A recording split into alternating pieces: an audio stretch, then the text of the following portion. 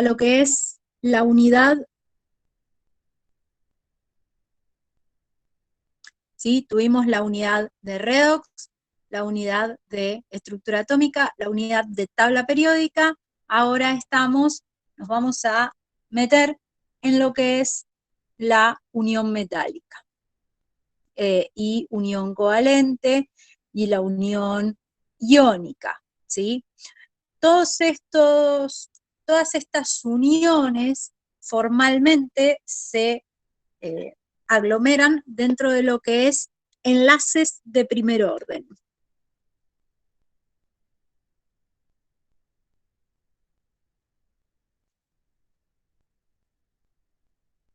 Cuando estamos hablando de enlaces de primer orden, estamos hablando de aquellos enlaces que se establecen entre átomos para formar alguna clase de agregación.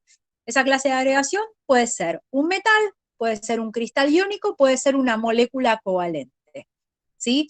Algo que estuvimos viendo antes respecto de cuando estábamos hablando de estructuras de Lewis es que cuando tenemos uniones iónicas no estamos enfrentándonos a una molécula, ¿sí? Recordemos brevemente, nosotros dentro de lo que es uniones, ¿sí? O enlaces entre átomos, estamos hablando de la unión iónica, la unión metálica y la unión covalente. ¿Sí?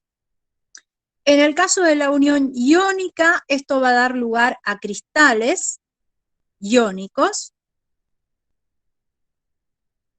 La unión metálica va a dar a lo que comúnmente se llama metales, y la unión covalente va a dar lugar a lo que se llaman moléculas. ¿Sí?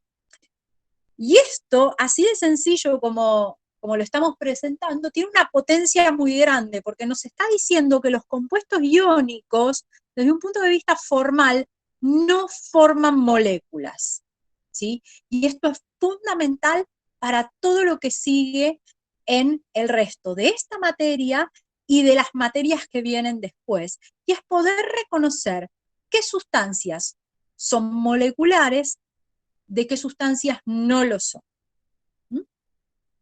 ¿Y por qué es tan importante reconocer qué enlaces tenemos al interior de la materia?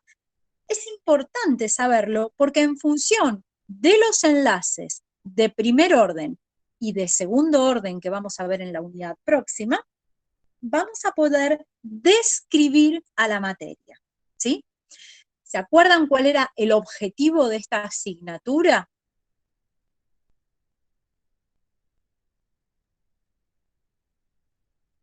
Describir a la materia. Entonces, si ustedes se fijan, nosotros empezamos describiendo primero un comportamiento, que era una situación de óxido de reducción. A partir de describir ese comportamiento, empezamos a decir, bueno, ¿y por qué se comportan así? Entonces describimos el átomo. Habiendo descrito el átomo, empezamos a ver qué propiedades tienen los átomos. Bueno, a partir de esas propiedades que tienen los átomos, es cómo se van a unir entre ellos. Entonces, lo que vamos a hacer ahora es comenzar con nuestro trayecto, con la descripción de las asociaciones atómicas o de las uniones. Empecemos por unión iónica.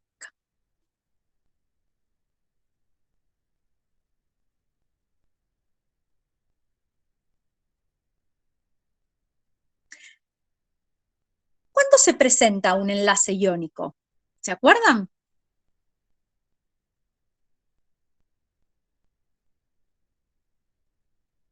Cuando tenemos un metal o un no metal. Pero esencialmente la unión iónica la vamos a tener, ¿sí?, siempre que haya iones. Requiere indefectiblemente la presencia de iones, ¿sí? Y como la materia es neutra, la unión iónica se va a fundamentar en la atracción de tipo electrostático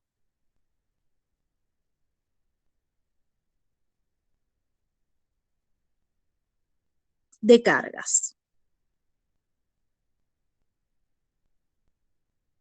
¿sí? El hecho de que estemos hablando de que es de tipo electrostático, estamos diciendo que las cargas son fijas y que se pueden establecer. Entonces, esencialmente, si yo tengo un catión sodio, este catión sodio tiene una carga positiva, ¿sí? El catión sodio, ¿con qué clase de iones se va a atraer?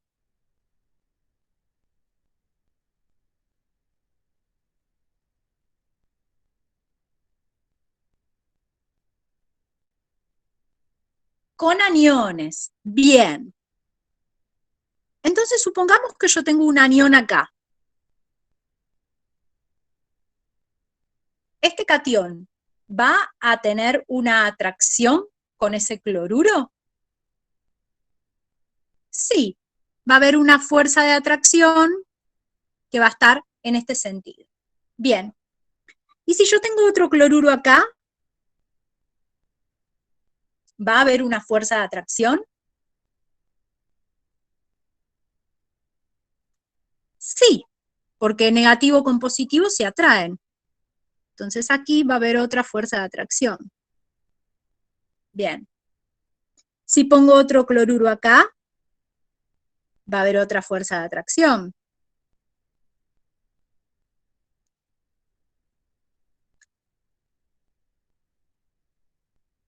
No.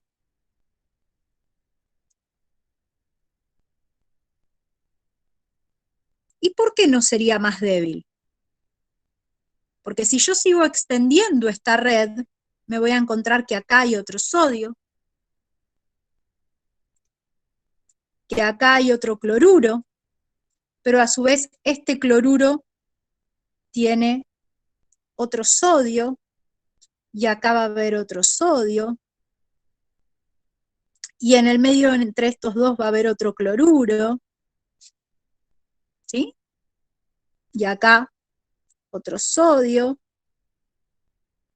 y en el medio otro cloruro, ¿sí? Esto, que yo lo dibujé muy burdamente, ¿sí? Los dibujos en realidad hay que hacerlos con un poquito más de formalidad, pero esto lo que me está diciendo es que cuando estoy en presencia de sustancias iónicas o de cristales iónicos, porque suelen formar cristales, ¿sí? No estoy en presencia de moléculas porque básicamente, ¿tiene borde esto? ¿Tiene un límite esta red? No. Esto es una red, esto que yo dibujé acá, es una red iónica, ¿sí? Que si está bien dibujado, y esto en el material teórico lo van a tener bien, pero si está bien dibujado, por una cuestión espacial, las cargas van a quedar compensadas, no va a haber fuerzas de atracción más débiles, ¿sí? Pero el hecho, y es un poquito lo que yo quise poner acá, el hecho de que el sodio pueda atraer hacia allá, hacia allá, hacia allá y hacia acá, ¿sí? ¿Me está diciendo que esta unión tiene una dirección establecida?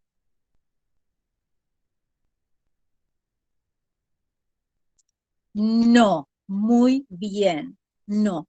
La unión iónica, las sustancias que presentan unión iónica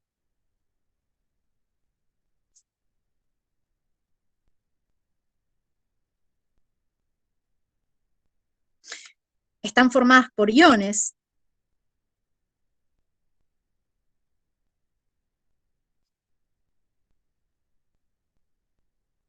Y las fuerzas de atracción, porque son fuerzas de atracción los que mantienen unidos a estos iones, ¿sí? Las fuerzas de atracción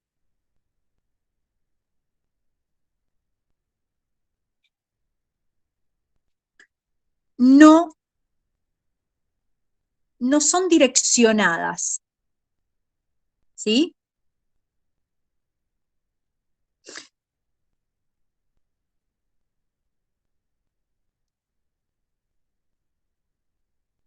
¿Sí? Actúan sobre todas las partículas vecinas.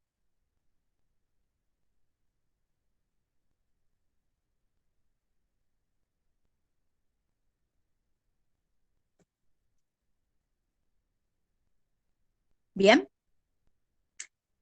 Entonces, las fuerzas no son direccionadas, se forma una red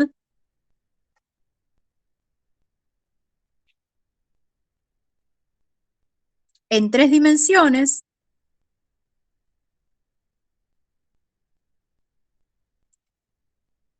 y no solo se forma una red en 3 dimensiones, sino que esta red va a ser neutra,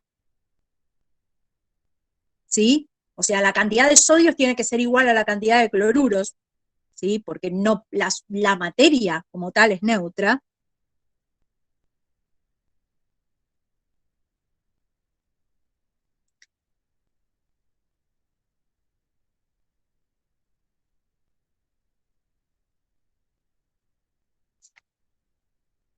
¿Sí? Y tendrá millones, trillones de iones.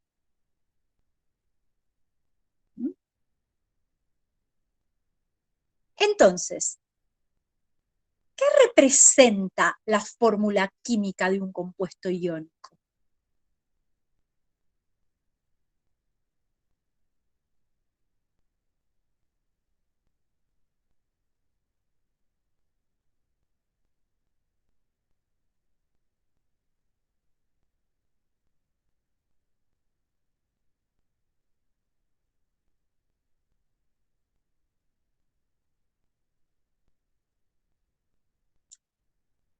Una de sus uniones. Andate del cloruro de sodio. Imagínate que tenés cloruro de bario. Es bario cloro 2. ¿La fórmula va a representar una de sus uniones?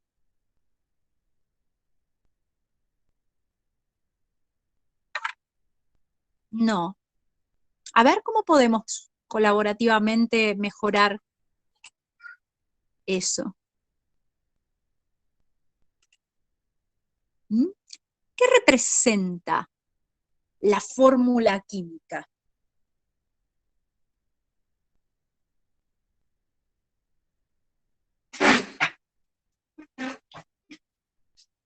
La fórmula química no me habla de uniones.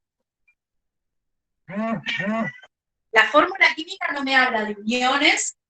Las uniones las voy a determinar a partir de saber quiénes están involucrados en ese compuesto, si son metales, si son no metales, etc. ¿Sí? Hablamos de la forma de unirse, sí, eso, el hecho de si es iónico, metálico o covalente va a depender nuevamente de la identidad y las propiedades de los átomos. ¿Mm? Yo estoy hablando de la fórmula, ¿sí? La fórmula química. ¿Qué va a representar respecto de este cristal iónico?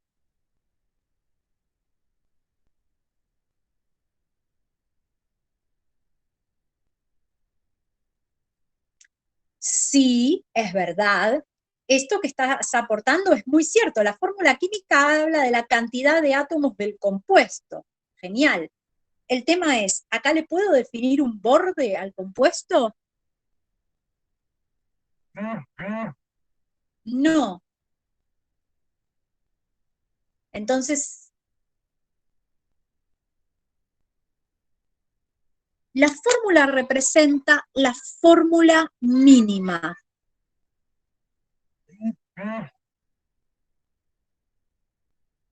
¿Saben lo que es la fórmula mínima?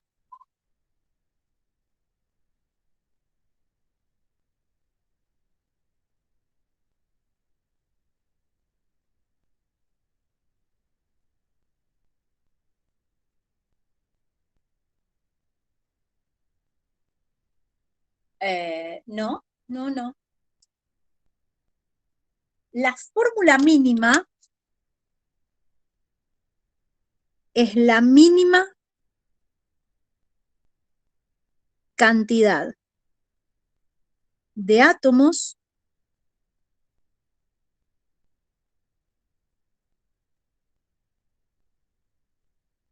tal que la suma de estados de oxidación sea cero.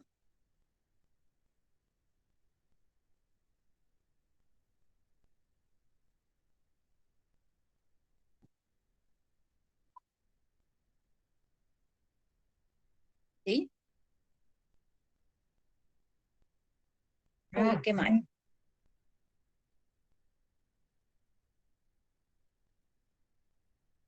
No, no es lo mínimo que se necesita para formar el compuesto, y ahora voy a dar un ejemplo muy específico. ¿Sí?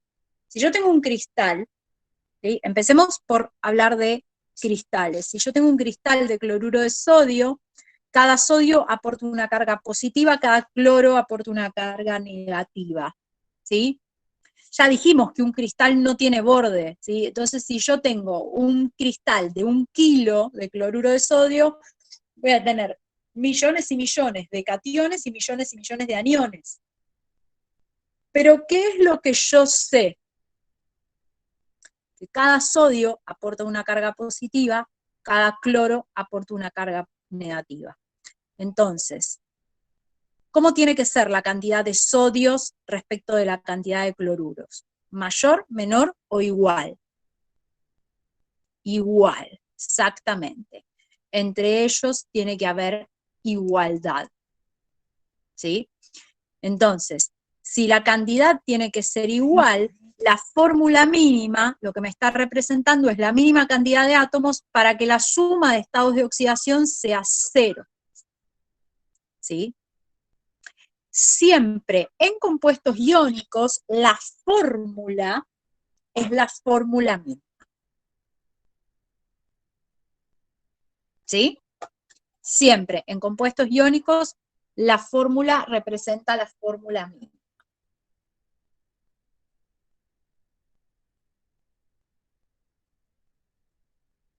¿Sí? Vuelvo a decir, la fórmula no representa la clase de unión, ¿sí? La clase de unión sale de evaluar las propiedades de los átomos. ¿Está bien?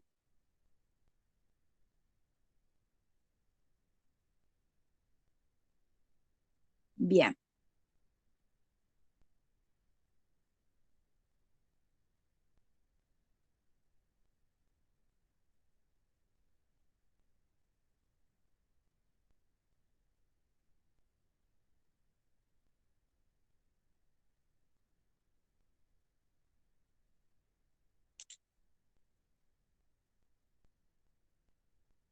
Bien.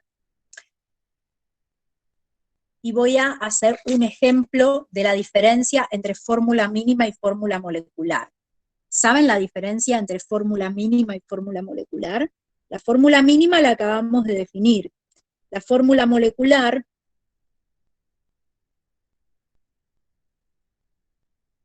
¿qué se imaginan que representa la fórmula molecular?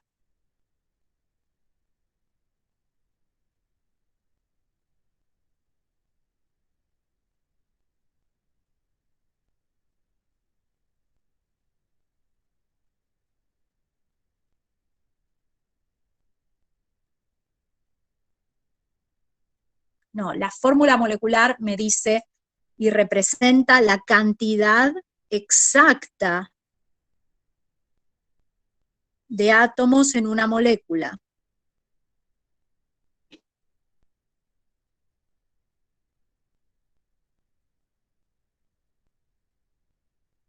La palabra molecular hace referencia a moléculas, ¿sí? Cuando tengo un compuesto iónico, ¿tengo moléculas?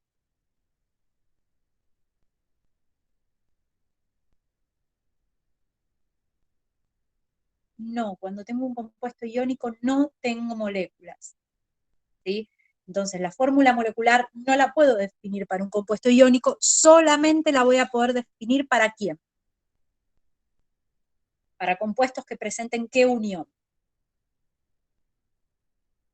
Covalentes, muy bien. ¿Sí? La fórmula molecular se define para moléculas. ¿Sí? Entonces, por ejemplo, si yo voy a la glucosa, ¿sí? Que estimo que han oído hablar de la glucosa, es uno de los componentes fundamentales de los hidratos de carbono, esa es la fórmula molecular, ¿sí? Que se pone FM con F y M mayúscula. Esa es la fórmula molecular. Ahora, si voy a la fórmula mínima, es carbono, hidrógeno 2, oxígeno. ¿Sí? Porque la fórmula mínima representa la cantidad mínima. ¿Sí? Fórmula mínima se pone con F y M chiquititas. La fórmula mínima representa la cantidad mínima para que la suma de los estados de oxidación sea 0. ¿Mm? Podemos dar otro ejemplo. El agua oxigenada, ¿cuál es su fórmula molecular del agua oxigenada o peróxido de hidrógeno también llamado?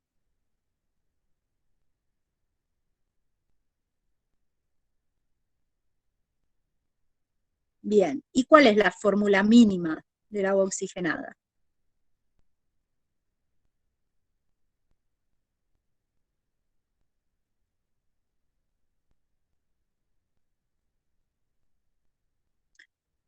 En los peróxidos, el oxígeno actúa con -1.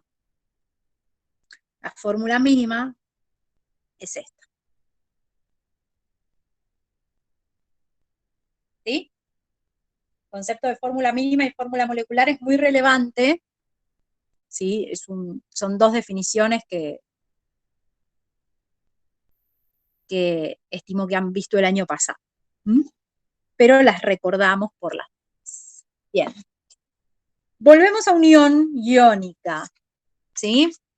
Estamos hablando de que yo tengo una red iónica, esta red va a formar un cristal tridimensional, donde las fuerzas de atracción no van a ser direccionadas, y la fórmula química que estamos acostumbrados a escribir, por ejemplo, sodio-cloro, para el cloruro de sodio, bario-cloro 2, para el cloruro de bario, representa la cantidad mínima de átomos como para que la suma de los estados de oxidación sea 0. ¿Mm? Ahora, cuando estamos hablando de uniones, es bueno recordar a Lewis, ¿sí? Porque el primer modelo de representación simbólico de estas uniones es el modelo de Lewis, ¿sí? Entonces, para representar la unión iónica,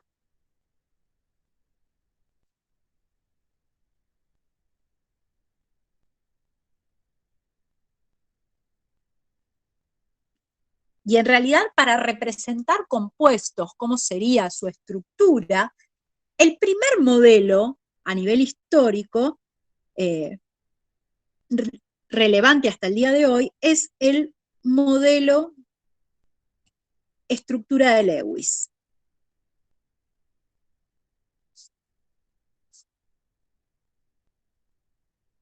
¿Sí?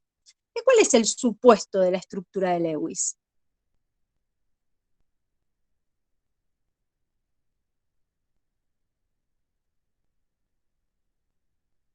¿Se acuerdan? ¿Cuál es el primer supuesto fundamental para escribir estructuras de Lewis?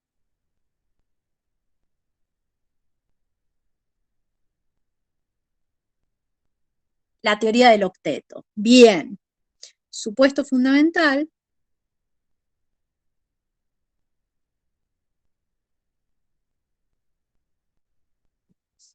La teoría del octeto. ¿Sí? La teoría del octeto dice que todos los átomos, para poder estar formando uniones químicas, ¿sí? Lo que hacen es ceder, ganar o compartir electrones de forma tal que completen su octeto, que tengan 8 electrones en la última capa, ¿sí? Entonces, así es que hemos podido escribir un montón de compuestos y sin ningún tipo de inconveniente. El tema es que esta teoría, con los años, ha empezado a fallar, ¿sí? Y se han visto cosas que no son de las más felices. Entonces, ¿qué fue lo que empiezan a salir? Empiezan a salir parches, ¿sí? Los parches es cuando una teoría empieza a fallar, y es algo muy normal en la ciencia que las teorías fallen, porque se realizan descubrimientos que van en contra de las teorías, entonces empezamos a emparchar las teorías. Y esto es como cuando nuestros padres nos ponían pitucones en los pantalones porque éramos chiquitos y rompíamos un pantalón cada 15 días. ¿Sí? Llega un momento que ya no nos podían poner más pitucones y el pantalón había que tirarlo. ¿Sí? ¿Saben lo que es un pitucón? Esos parches octogonales que nos ponían en las rodillas, octogonales, ovalados.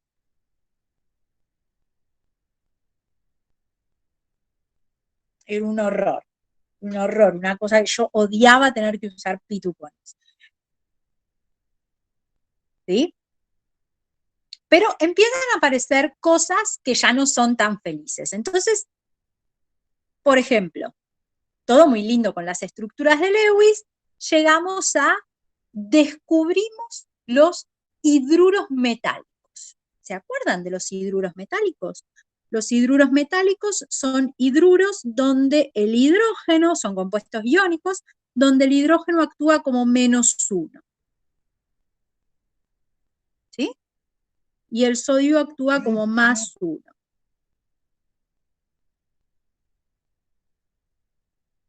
Bien, para hacer la estructura de Lewis, ¿qué tenemos que hacer de este hidrógeno?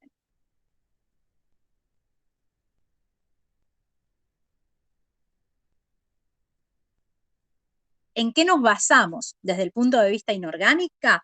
Nos vamos a basar en las configuraciones electrónicas de los átomos. ¿Sí? Si yo tengo sodio,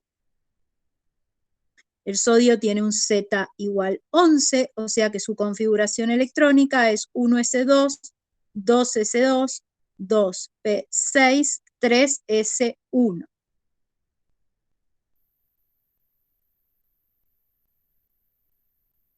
El hidrógeno tiene un Z igual 1, o sea que su configuración electrónica es 1s1. ¿Mm? El sodio en este compuesto iónico se presenta como átomo neutro.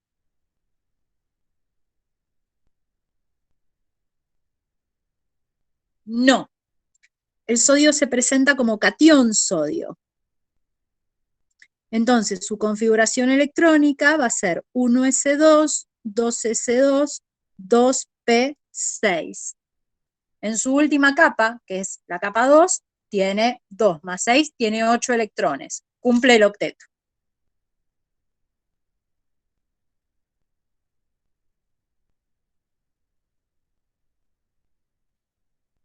¿Mm? Bien, el hidrógeno se presenta como hidrógeno neutro en este compuesto. No, se presenta como hidrógeno negativo. Su configuración electrónica es 1s2.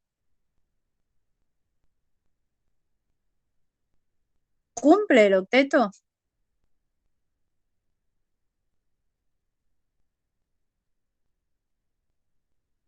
No. Y de este no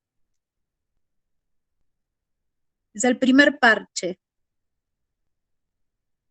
a la teoría de Lewis.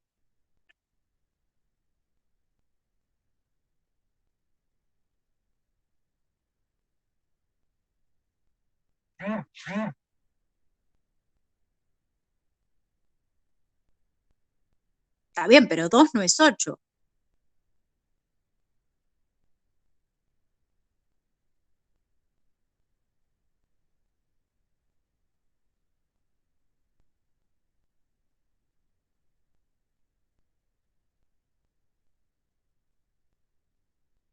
No, no pasa nada. ¿Sí? El primer parche, que yo ya se los había presentado, oiga, el primer parche que yo ya se los había presentado es el hidrógeno no cumple octeto.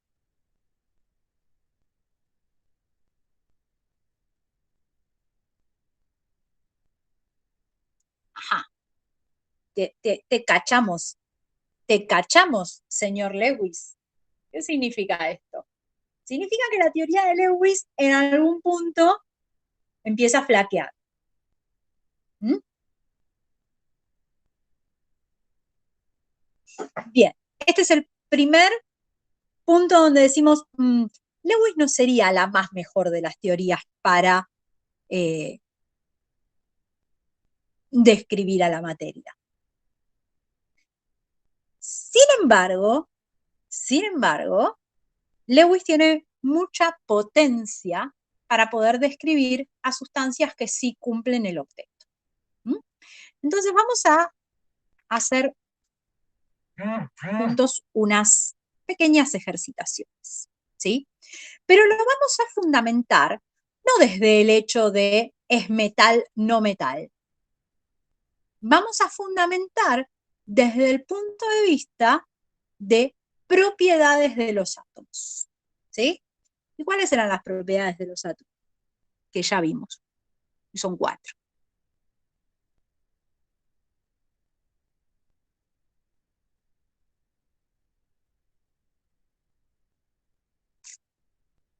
Radioatómico, bien. Radioatómico, ¿qué más? Iónico, muy bien. Energía de ionización, energía de unión electrónica o afinidad electrónica. Maravilloso. Bien. Y si yo tengo que hablar de unión iónica,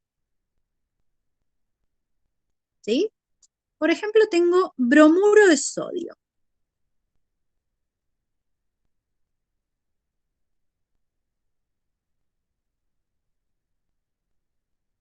¿Qué propiedades periódicas voy a usar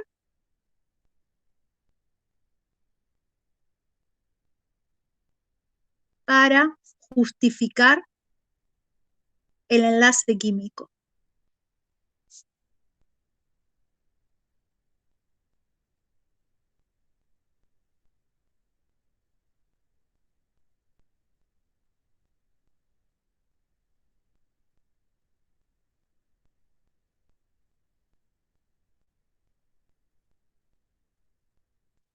Analicemos brevemente. Radio, atómico. ¿Me habla algo de enlaces? No. Me habla de tamaños. Radio iónico. ¿Qué les parece el radio iónico? Tampoco. No. Estos dos hablan de tamaños.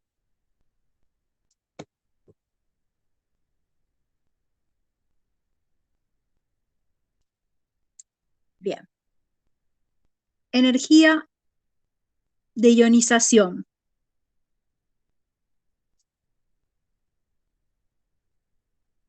¿De qué habla?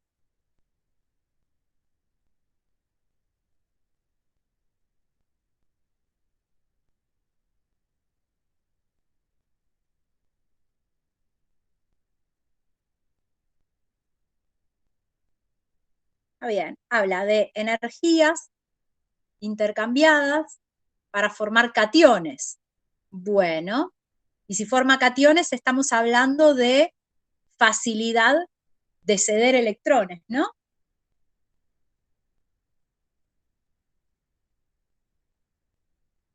Bien. Energía de unión electrónica, ¿de qué habla?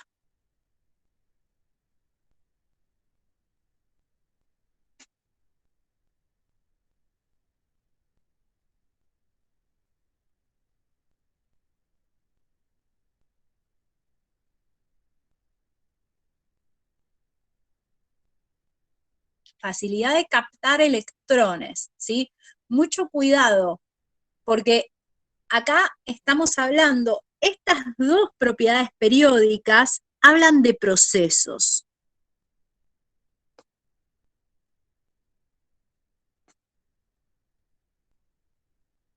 ¿Sí? Hablan de procesos. Y en particular, estamos hablando de procesos, en este caso. Estamos hablando de procesos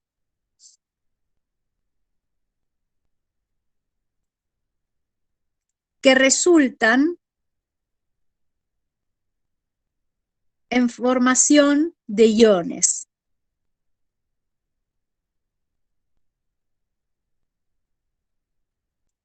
¿Sí?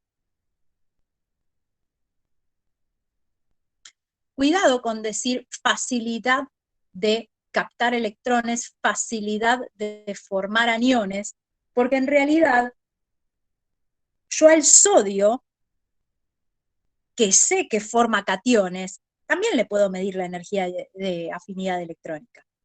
La puedo medir. ¿Sí? Y no por eso va a dejar de formar cationes. ¿Sí? Entonces, estamos hablando de procesos que resultan en la formación de iones. ¿Sí? O sea, que estas dos propiedades, para hablar de unión iónica, son exactas y precisas como marco de explicación. ¿Mm? Entonces, tenemos el bromuro de sodio. ¿Por dónde empezamos para explicar desde el punto de vista de propiedades periódicas el enlace químico que tenemos? ¿Por dónde se imaginan que empezamos?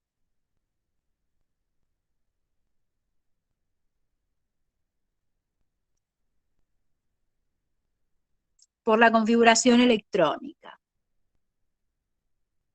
¿Sí? Es el bromuro de sodio. Los elementos yo ya lo sé.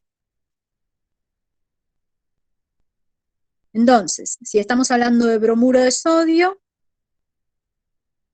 vamos a hablar de el sodio, cuyo Z es 11, o sea que su configuración electrónica es 1s2, 2s2, 2p6, 3s1.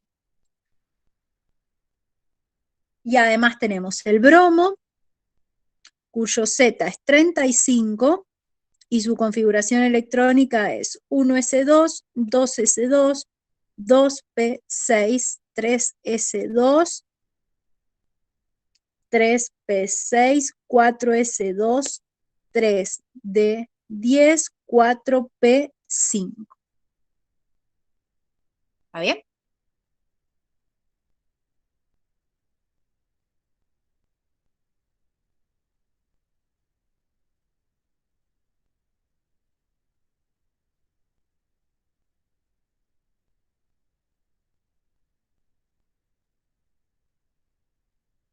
Bien, entonces,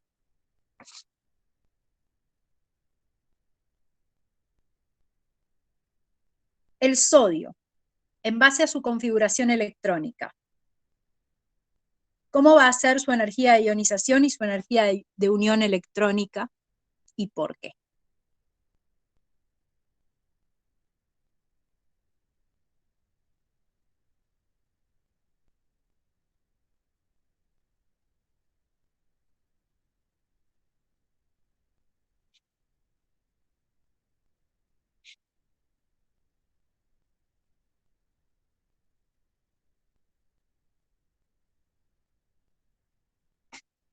Yo no pregunté eso. Yo pregunté cómo es la energía de ionización y cómo va a ser la energía de unión electrónica. ¿Sí?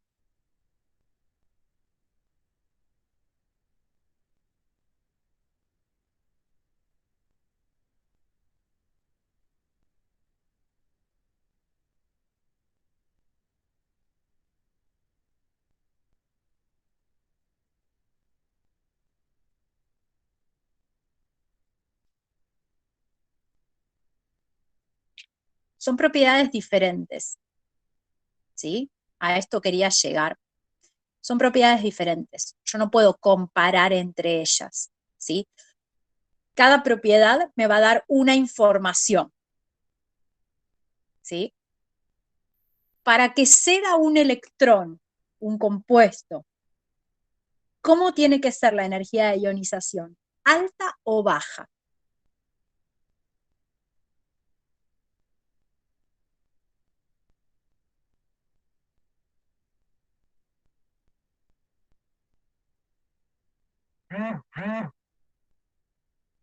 A ver el resto.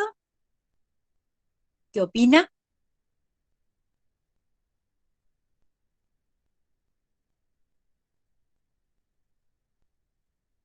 Bien, la energía de ionización es la energía que yo tengo que entregar, ¿sí? Energía que tengo que entregar para quitar un electrón a un átomo. Y esa es la definición de energía de ionización. Las definiciones las tienen que saber. ¿Mm? Entonces, energía que yo tengo que entregar para quitar un electrón a un átomo. Si yo necesito mucha energía, el proceso de quitar un electrón va a ser fácil o difícil. Si yo necesito entregar mucha energía.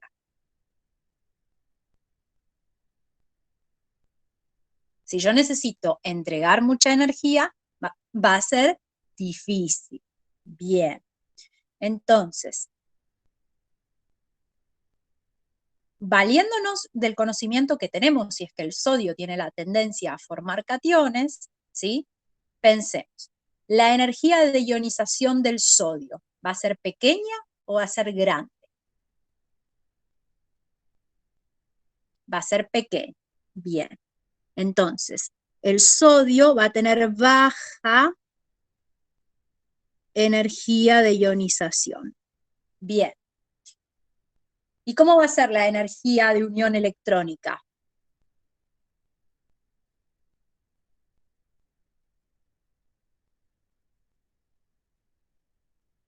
Cuidado con la energía de afinidad electrónica. ¿Sí? La afinidad electrónica es la energía liberada. ¿Sí? Cuando yo libero mucha energía, el sistema se estabiliza porque su energía baja un montón. Si yo libero poquita energía, el sistema no se estabiliza. ¿Sí? El sodio es estable si gana un electrón, o sea, si forma un anión. No, no. Sabemos que el sodio no suele, no es un proceso favorable para el sodio ganar electrones. Bien, entonces, el hecho de que el sodio gane un electrón, ¿lo va a estabilizar? No, no lo va a estabilizar. Entonces, la cantidad de energía liberada para formar el anión sodio, ¿va a ser grande o chiquitita?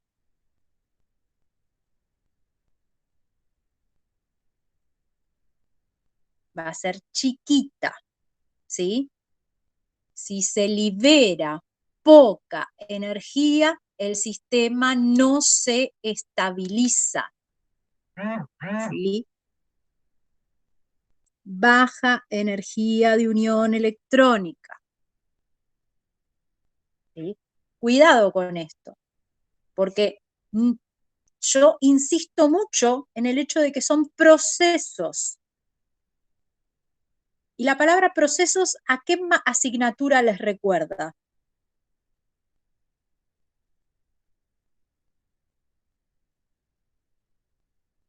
Procesos y operaciones químicas. Exacto. Y ustedes estudiaron en esa asignatura, estudiaron que existen los procesos exotérmicos y los procesos endotérmicos, ¿verdad? Porque termoquímica ya vieron. Bien. Piensen en la energía de ionización y a la energía de unión electrónica en esos términos, si se les hace más fácil. ¿Sí? La energía de ionización es energía que yo tengo que entregar. La energía de unión electrónica es energía que se libera. ¿Sí? Uno es un proceso endotérmico, el otro es un proceso exotérmico. ¿Sí? Esa vinculación acá la pueden hacer, ¿sí? Los puede llegar a ayudar a entender esto. ¿Mm? El sodio tiene baja energía de ionización, significa que tengo que entregar poca energía, ¿sí? Debo entregar poca energía para formar el catión sodio. Y tiene baja energía de unión electrónica, significa que se libera poca energía al formar un anión. ¿Sí? Esto, ¿sí? Se libera poca energía al formar un anión. Estamos hablando de que ¿le va a gustar estar como anión al señor sodio? No, va a estar con una cantidad de energía insoportable. No quiere ser anión. Bien, baja energía de ionización. Tengo que entregar poca energía para sacarle un electrón. De la combinación de estas dos, el sodio, ¿qué forma? ¿Aniones o cationes? Cationes.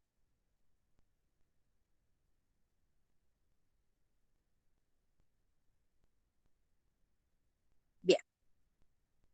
El sodio forma cationes. Cuando yo a esto, además, le sumo, ¿cuántos electrones tiene el sodio en la última capa?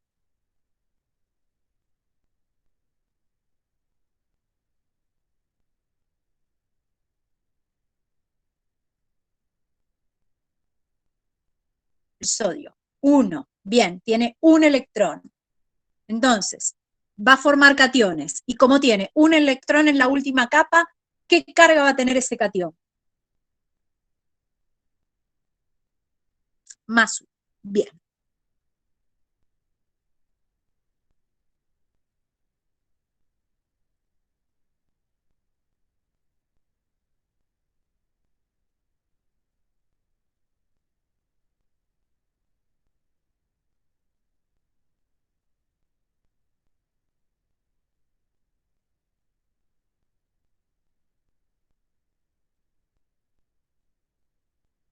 Bien. Entonces, a partir de la configuración electrónica, analizo propiedades periódicas. Puedo concluir que va a formar cationes. Vuelvo a la configuración electrónica para saber cuál va a ser la carga del catión. ¿Está? Bien. Lo mismo con el bromo.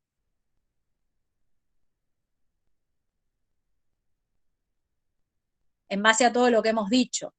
¿Cómo y por qué van a ser las energías de ionización y de afinidad electrónica?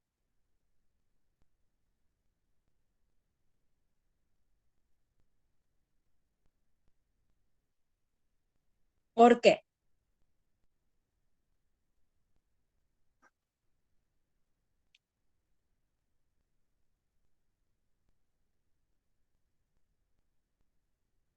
Alta energía de ionización, ¿por qué?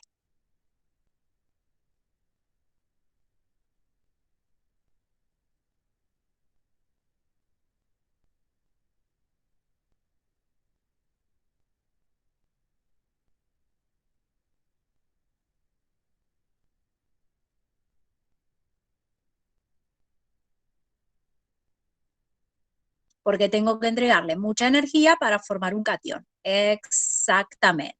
Excelente. Bien. Alta energía de unión electrónica. ¿Qué significa?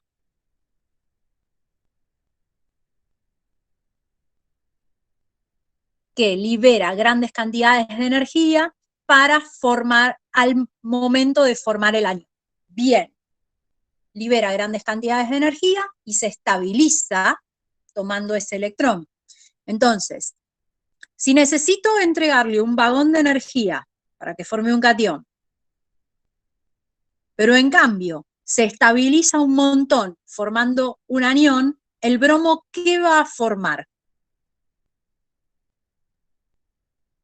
Aniones.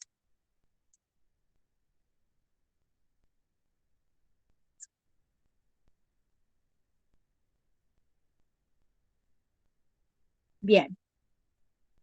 Para ver las cargas, vamos a la configuración electrónica. ¿Cuántos electrones tiene en la última capa? 7.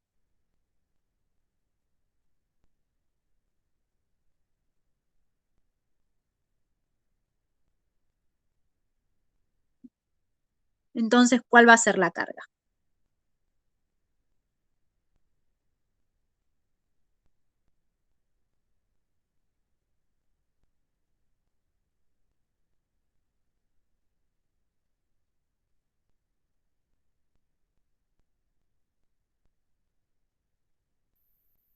No, no es que no sea tu día, es que no hay que apurarse, no hay necesidad.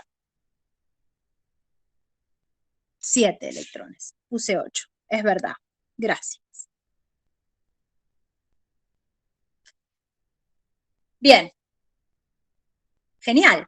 Esto es maravilloso, ¿sí? El sodio por su lado, ¿no? El sodio por su lado tiene tendencia a formar cationes y con esta carga. El bromo por su lado tiene tendencia a formar aniones con esta carga. ¿Sí? El tema es estos dos en combinación. Entonces, ¿cómo se van a combinar?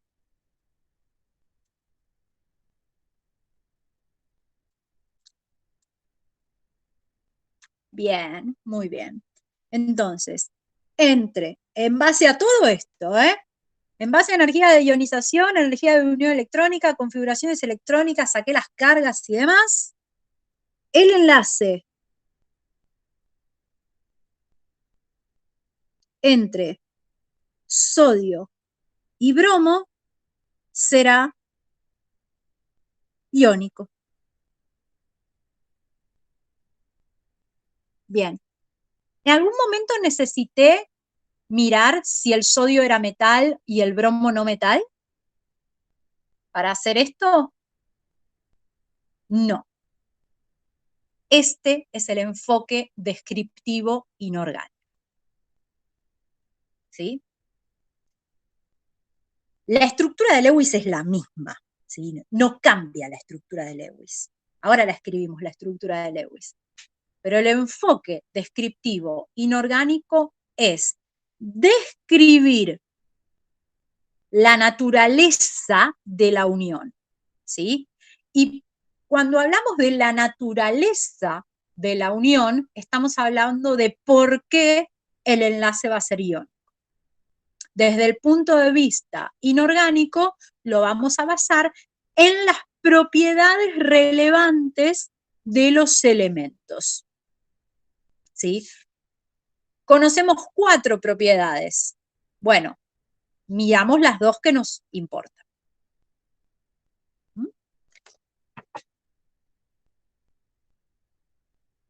¿Alguna pregunta hasta acá?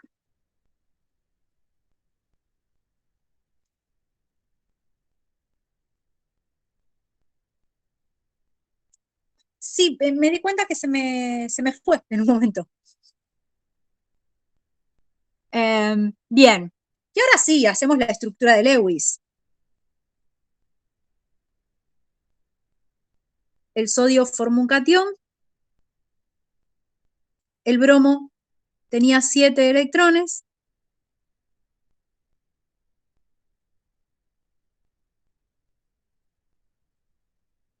El electrón que se dio el sodio fue al bromo. Tenía 7, ahora tiene 8, tiene una carga negativa. Se dan cuenta que la Lewis es la misma. La Lewis no va. ¿Sí? Lo que cambia es la explicación. Fíjense que todo esto nosotros no lo hacíamos en tercero. ¿Sí? En tercero, ¿qué es lo que hacemos? Miramos la tabla, decimos metal, no metal. ¿Sí? Pero justamente el hacer esta clase de uniones nos permite depurar un montón de situaciones border, ¿sí? O sea, situaciones donde no es tan claro si ese compuesto es un metal o no metal. Vieron que en la tabla aparecen los metaloides, ¿sí? Y un metaloide, ¿cómo se comporta? ¿Sí? O, por ejemplo, el manganeso. El manganeso tiene estados de oxidación donde se comporta como metal, estados de oxidación donde se comporta como no metal. Bien, ¿y por qué es eso? ¿Sí? A eso apunta esta unidad, ¿sí? A poder definir y a poder describir la naturaleza de la unión en base a propiedades periódicas relevantes. ¿Mm?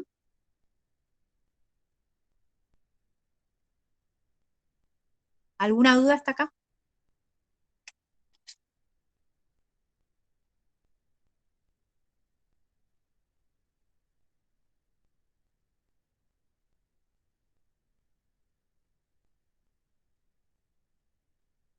¿No? Bien. La semana que viene, entonces, en clase de inorgánica, vamos a trabajar sobre cómo son las propiedades de las uniones iónicas y cómo eso se refleja en las propiedades de las sustancias iónicas. ¿Mm? Y si nos queda tiempo, trabajaremos sobre el concepto de unión metálica. ¿Está bien? Bien, cortamos entonces la clase por hoy.